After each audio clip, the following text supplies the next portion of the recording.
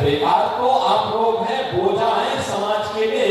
जब सत्ता में आने का अवसर प्राप्त हुआ, जब सत्ता में आने का अवसर प्राप्त हुआ तो राम भक्तों पर गोली चलाते हैं।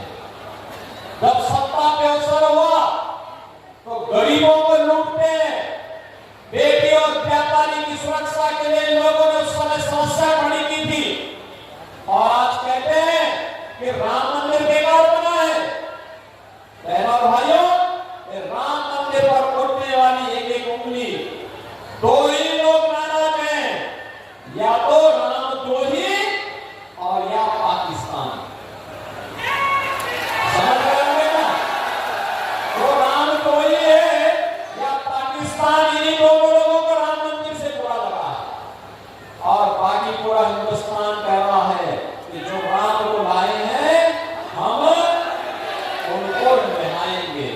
और बहनों और भाइयों, मैं इसीलिए आया हूं, परम भूषण को परम राम भक्त हैं, खानदानी राम भक्त है। प्रयाग को खानदानी राम भक्त है, बहराइच को खानदानी राम भक्त है।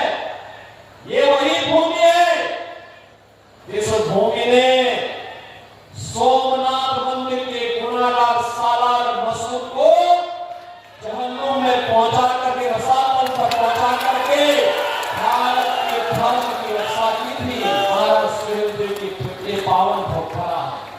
और इसीलिए प्रयागपुर के महाराजा भी यहाँ आए हैं, वे भी अपना आशीर्वाद परम भूषण को देने के लिए आए हैं। उन्होंने जमीन दान दी और हम लोगों ने महाराज सुहेलदेव का भव्य स्मारक बना दिया ना। अरे हमारे पूर्वज थे, हमने बनाया है, हम बनाएंगे। क्योंकि मोदी जी ने क्या कहा, हमें अपनी विरासत पर गौरव की अनुभूति होगी। ये हमारी विरासत है।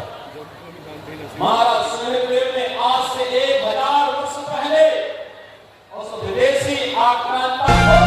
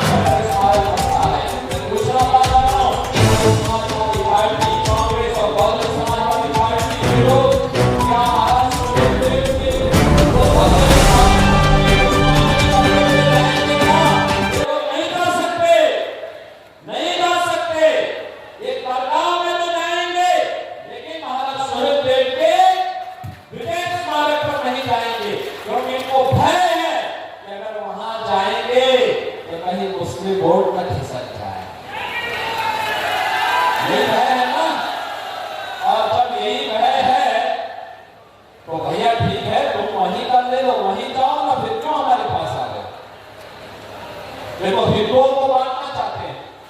पहले वाले जाति के नाम पे बांटा, फिर क्षेत्र और भाषा के नाम पर बांटा, और अब आपके प्रॉपर्टी पर भी इनका नजर लगी हुई है। कांग्रेस ने क्या कहा है, कहा है सत्ता में आएंगे तो कांग्रेस और सपा का गठबंधन क्या करेगा, वो करेगा क्या, उसने कह दिया है सत्ता में आएंगे तो वरासत टैक्स लगाएंगे। वरासत टैक्स का मतलब आपके बाप दादों ने जो कमाया है, आपकी जो संपत्ति है, इस संपत्ति में से आधी संपत्ति को ये लोग जबरन समाजवादी पार्टी के गुंडे या फिर कांग्रेस के गुंडे जबरदस्ती हड़पने का कार्य करेंगे। क्या आप इसको स्वीकार करेंगे? क्या इसको स्वीकार करेंगे? क्या भारतीय जनता पार्टी इस प्रकार की डकैती कतई स्वीकार नहीं कर सकती, कतई नहीं स्वीकार करेगी। और इसके लिए क्या षड्यंत्र के द्वारा कहा जा रहा है, कहा जा रहा है कि हम आएंगे जातीय जनगणना करेंगे। जातीय जनगणना क्यों कराएंगे? इसलिए कराएंगे, पहले जातीय जनगणना कराएंगे, फिर जातीय जनगणना के आधार पर हिंदुओं को आपस में लड़ाएंगे, और फिर आपस में लड़ाने के बाद फिर इनके द्वारा क्या करना है, फिर ये करेंगे कि भाई देखो आप तो आपस में लड़ रहे हैं,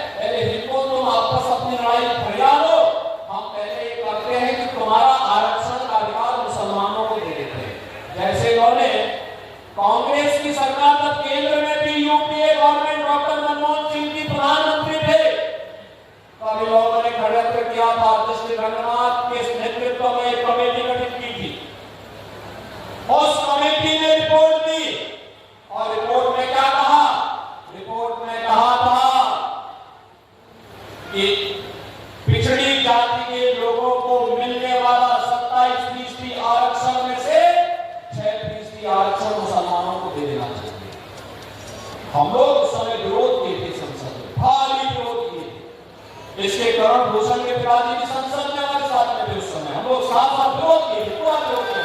हम लोगों ने कहा था कि कतई हिंदुओं का आरक्षण मुसलमानों को नहीं मिल सकता है। बाबा साहब भीमराव अम्बेडकर की भावना के विपरीत है। धार्मिक आधार पर भारत का विभाजन हुआ था, दूसरा विभाजन भारत का नहीं होने देंगे। और बहनों भाइयों, भारी आंदोलन हम लोगों ने किया था। और दूसरा इनको फिर तब यहाँ पे सवाल नहीं है। इन्होंने जस्टिस राजेंद्र सज्जन के अध्यक्षता में कमेटी गठित की। जस्टिस राजेंद्र सज्जन ने अपनी रिपोर्ट में क्या कहा? उन्होंने कहा था कि मुसलमानों की कुछ जाति को अनुसूचित जाति में शामिल करके फिर उनको अनुसूचित जाति के आरक्षण दे देना चाहिए। हमने इसका भी विरोध किया था। कहा था ये अनुसूचित जाति में उनके आरक्षण, अनुसूचित जाति और अनुसूचित जनजाति के अधिकारों पर, आरक्षण के अधिकार पर जो बाबा साहब भीमराव अम्बेडकर ने दिया है, इसमें सेल लगाने का प्रयास है। भारत इसको स्वीकार नहीं करेगा और हमने तब भी विरोध किया था। अब कांग्रेस एक तो ये करने जा रही है और दूसरा क्या करने जा रही है? दूसरा फिर जब आपस में सब लड़-भिड़ लेंगे फिर क्या करेंगे? विरासत टैक्स आप पे लगा देंगे। विरासत टैक्स का मतलब आपकी आधी संपत्ति। आपने कांग्रेस के बूटीदाता सेठ पित्रोदा का बयान पढ़ा होगा, जिस बयान में कह रहा है कि विरासत टैक्स लगाएंगे।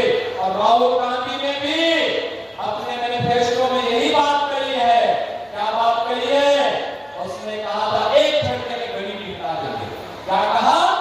एक झटके में गरीबी हटा देंगे। उनसे पूछा किसी पत्रकार ने कैसे झटके हटाएंगे? उसने कहा था कि हम विरासत टैक्स लगा देंगे। विरासत टैक्स का मतलब आपकी आधी प्रॉपर्टी ये लोग अपने कब्जे में ले लेंगे और फिर उसका बंदरबांट अपने अनुसार करेंगे। क्या आप इसको स्वीकार करेंगे? क्या भारत इसको स्वीकार करेगा? क्या? और बहनों भाइयों, एक खतरनाक काम ये और करना चाहते हैं। क्या काम करना चाहते हैं? इन्होंने क्या कहा अपने मैनिफेस्टो में?